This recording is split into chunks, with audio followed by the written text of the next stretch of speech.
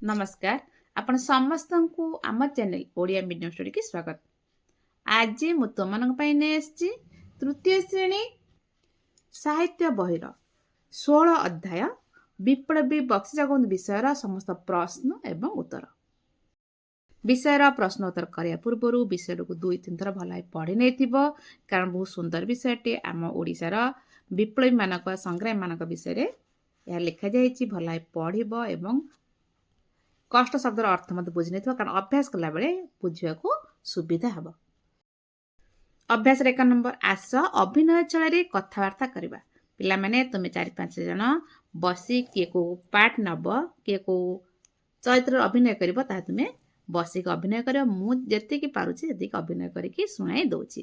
ପ୍ରଥମେ କରିବା କ ନମ୍ବର। କ ନମ୍ବରରେ ରହିଛି ନା ନା ତା ହୋଇ ନପାରେ, ସୂର୍ଯ୍ୟ ପଶ୍ଚିମ ଦିଗରେ ଉଦିତ ହେଲେ ମଧ୍ୟ ତା ହେବ ନାହିଁ। ତାର କ ନମ୍ବର, ଲୋକେ ତ ଆମର ବଳ, ଲୋକେ ତ ଆମର ସାହସ।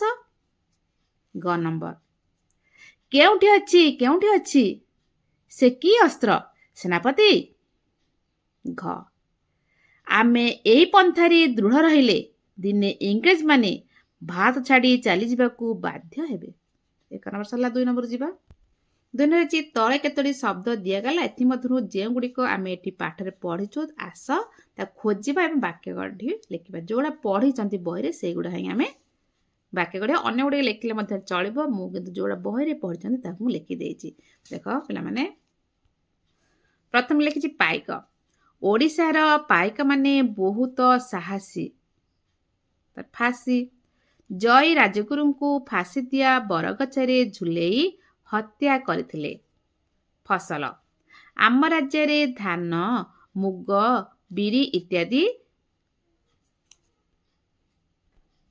ଫସଲ ଚାଷ କରାଯାଇଥାଏ। ଅସହଯୋଗ, ଗାନ୍ଧିଜୀ ଅସହଯୋଗ ଆନ୍ଦୋଳନ କରିଥିଲେ। ଶସ୍ୟ, ଖାଦ୍ୟ ଶସ୍ୟକୁ ସାଇତି ରଖିବା ଉଚିତ। 2 ନମ୍ବର କମ୍ପ୍ଲିଟ। 3 ନମ୍ବର, କିଏ କାହାକୁ ଏକଥା କହିଛନ୍ତି ବହିରୁ ଖୋଜି ତଳେ ଦିଆଯାଇଥିବା ନାମ ସହିତ ଯୋଡ଼ିବା। ତଳେ ଯୋଉ ଦିଆଯାଇଛି ଯୋଡ଼ିବା। କ, କେତେ ଦିନ ଆଉ ଏକାକୀ ଖୋର୍ଦ୍ଧା ସେମାନଙ୍କୁ ଅଟକାଇ ପାରେ। କାହା ସହିତ ଯୋଡ଼ିବା ଆମେ, ଏଇଟା ତ ଯୋଡ଼ି ହେବ ନାହିଁ, ମୁଁ ଲେଖି ଦେଉଛି। ଏଇଟା ଲେଖା ଛୁଆଳା ସିଂ ବକ୍ସି ଜଗବନ୍ଧୁଙ୍କୁ କହିଛନ୍ତି। ଲେଖିଦେଲେ ଛୁଆଳା ସିଂ ବକ୍ସି ଜଗବନ୍ଧୁଙ୍କୁ କହିଛନ୍ତି। ପୂର୍ଣ୍ଣଚ୍ଛେଦ ଦେବ। ଖ, ଲୋକେ ତ ଆମର ଶକ୍ତି, ଲୋକେ ତ ଆମର ସାହସ। ଏକଥା ଦଳ ବେହେରା ଆମର ଛୁଆଳା ସିଂ କହିଛନ୍ତି। ମୁଁ ଲେଖି ଦେଉଛି ଏଇଭଳି, ଦଳ ବେହେରା ଛୁଆଳା ସିଂ କହିଛନ୍ତି। ପୂର୍ଣ୍ଣଚ୍ଛେଦ ଦେଲେ ସବୁବେଳେ ଲେଖିଲା ପରେ ଆମେ ପୂର୍ଣ୍ଣଚ୍ଛେଦ ଦେବା। ଗ, ଖାଲି ଉପାୟ ଥିଲେ କ'ଣ ହେବ, ଅସ୍ତ୍ର କାହିଁ।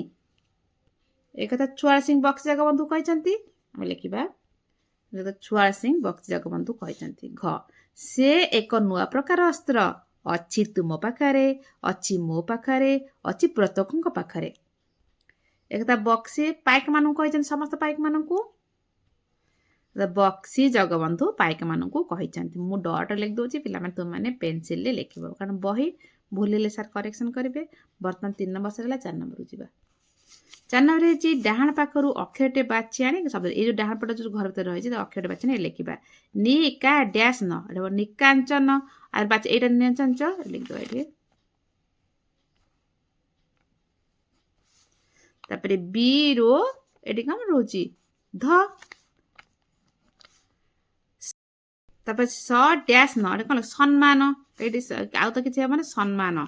ସମ୍ମାନ ଦେଖ କେମିତି ଲେଖା ହଉଛି, ମ ତଳେ ମ ଆକାର ସମ୍ମାନ, ମ ତଳେ ମ ଫଳା ତାପରେ ଆକାର ସମ୍ମାନ। ଏଇଟା ପ୍ରାୟ ପରୀକ୍ଷାରେ ଆସୁଛି, ପିଲାମାନେ ଭଲ ଭାବେ ମନେ ରଖିବ।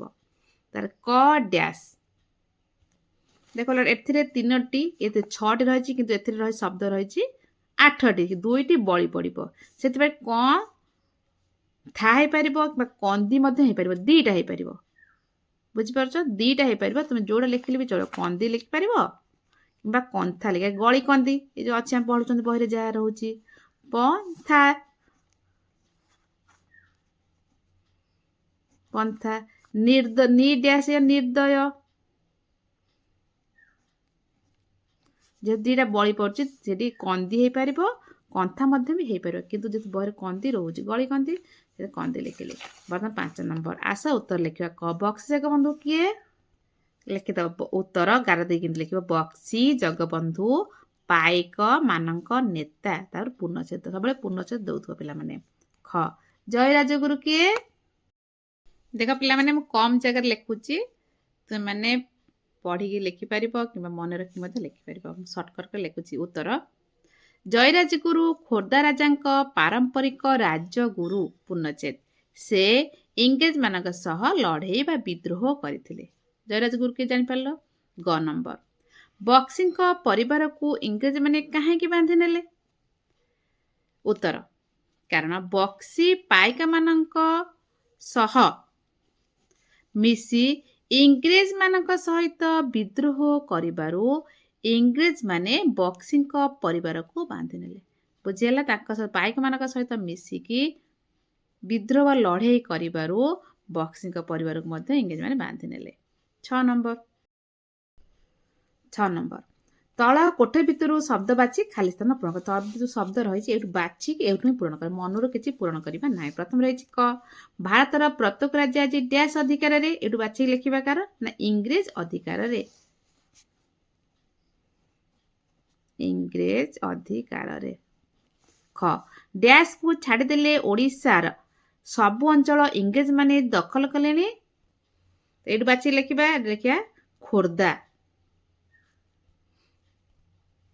ଲେଖିଦେଲେ ଖୋର୍ଦ୍ଧାକୁ ଛାଡ଼ିଦେଲେ ଓଡ଼ିଶାର ସବୁ ଅଞ୍ଚଳ ଇଂରେଜମାନେ ଦଖଲ କଲେଣି। ଗ ସୂର୍ଯ୍ୟ ଡ୍ୟାସ୍ରେ ଉଦିତ ହେଲେ ମଧ୍ୟ ତାହା ହେବ ନାହିଁ। ଏଥିରେ ରହିବ ପଶ୍ଚିମ। ସୂର୍ଯ୍ୟ ପଶ୍ଚିମରେ ଉଦିତ ହେଲେ ମଧ୍ୟ ତାହା ହେବ ନାହିଁ। ସୂର୍ଯ୍ୟ କେଉଁ ଦିଗରେ ଉଦୟ ହୁଏ? ପୂର୍ବ ଦିଗରେ। ପଶ୍ଚିମ ହେଲା ଅସମ୍ଭବ। ପଶ୍ଚିମରେ ଉଦୟ ହେଲେ କଥାରେ କୁହାଯାଇଛି ପଶ୍ଚିମରେ ଉଦିତ ହେଲେ ମଧ୍ୟ ତାହା ହେବ ନାହିଁ। ଘ ଡ୍ୟାସ୍ର ସାହି ସାହି ଓ ଆଖପାଖରେ ଗାଁ ସବୁ ହୁତୁ ହୁତୁ ଜଳୁଛି। ଏଠି ଲେଖିପାରିବା ଆମେ ରୋଡ଼ଙ୍ଗ। ରୋଡ଼ଙ୍ଗର ସାଇ ସାଇ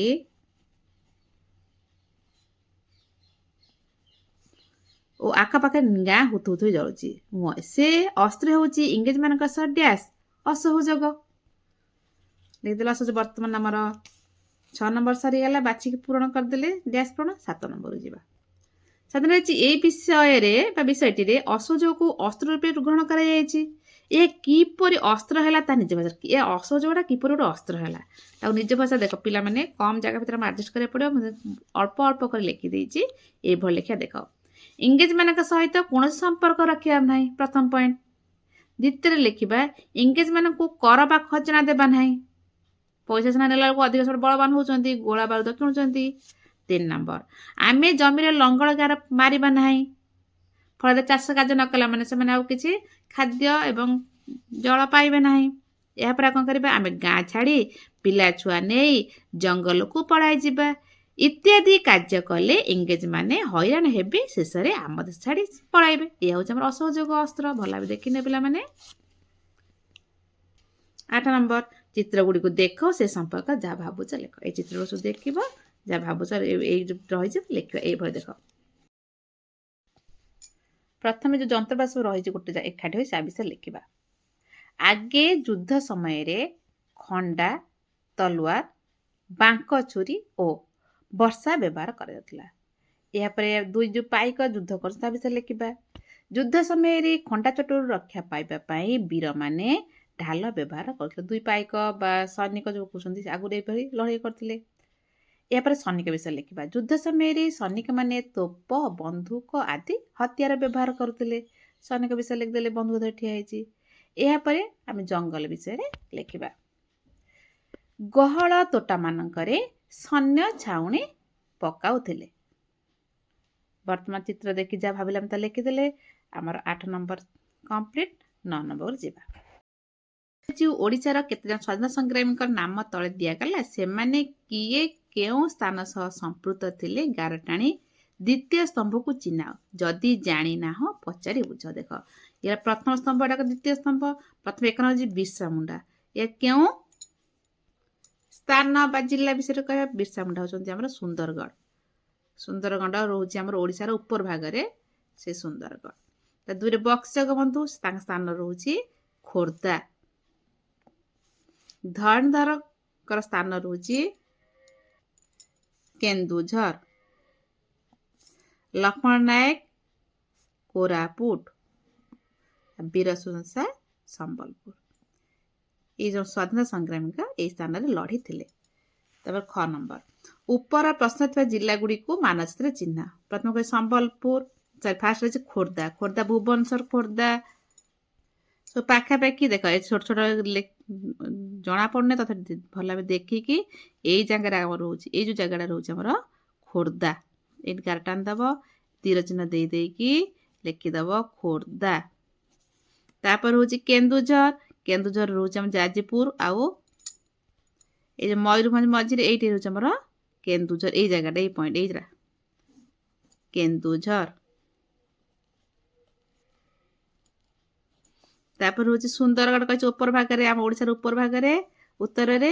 এইটা ঝাড়খଣ୍ଡ ପାଖ, ଏଇ ଯେଉଁ ଜାଗାଟା ରହୁଛି ଏଇଟା ଆମର ହଉଛି, ଏଇ ଯେଉଁ ନାଲି ନାଲି ଦେଖାଯାଉଛି ଏଇଟା ଆମର ହଉଛି ସୁନ୍ଦରଗଡ଼। ରାଉରକେଲା ନାଁ ଶୁଣିଥିବ, ରାଉରକେଲା ଷ୍ଟିଲ୍ ବା ଇସ୍ପାତ କାରଖାନା ସୁନ୍ଦରଗଡ଼ରେ ଅଛି। ବର୍ତ୍ତମାନ ତାପରେ ରହିଲା ସମ୍ବଲପୁର। ସମ୍ବଲପୁର ମଧ୍ୟ ଏଇଠି, ସମ୍ବଲପୁର ଏଇଠି, ଏଇ ଯେଉଁ ଜାଗାଟା ରହୁଛି ଏମିତି ତୀର ଚିହ୍ନ ଏମିତି କରିଦେଇ ଲେଖିଦେଇ, ତୀର ଚିହ୍ନ ଏଇଠି ରହିଲା, ଏଇଟା ହେଲା ସମ୍ବଲପୁର। ତାପରେ ହଉଛି କୋରାପୁଟ। କୋରାପୁଟ ପୁରା ଆମର ରହୁଛି ଓଡ଼ିଶାର ପଶ୍ଚିମ ପଟ। ଏଇଟା ରହୁଛି ମାଲକାନଗିରି, ଏଇଟା ହଉଛି କୋରାପୁଟ। ଲାଷ୍ଟ ହେଲା ମାଲକାନଗିରି, ଏପଟେ ରହୁଛି ଆନ୍ଧ୍ର, ଛତିଶଗଡ଼, ଏପଟକୁ ଆନ୍ଧ୍ରପ୍ରଦେଶ। এইটা রয়েছে আমার মালকানগিরি, কিন্তু কোরাপুট পচারিছি, এইটা হল কোরাপুট। এই যে পয়েন্টটা রয়েছে, এই লিখদেব কোরাপুট। যদি জানি ন পারছ, বড় ক্যালেন্ডর দেখিকি যে রয়েছে আমার ম্যাপ দেখিকি ମଧ୍ୟ କରିପାରିବ।